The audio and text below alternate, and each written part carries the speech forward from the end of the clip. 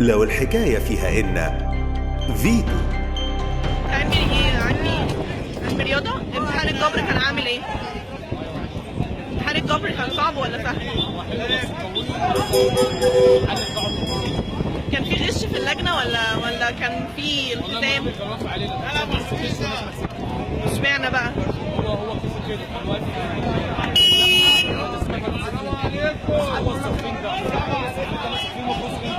الصف الثالث سابه محامي الصفين دول من ستة بعدين قال لنا احنا مثلا الصف ده مش عارف اعمل كده ولا كده عرفت ان انا حلو التانيين هتذاكر هتشارك في المظاهرات بتاعت النهارده؟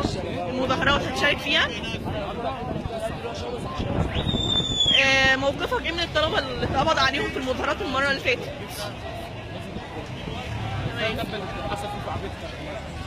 في ايه هي ايه؟ عربيتي كان علاج عند وزاره التجاره تعليم يوم الاربعاء اللي فات خدوهم من غير ما يعملوا اي حاجه وقعدوا يدبوا فيهم في العربيه جوه.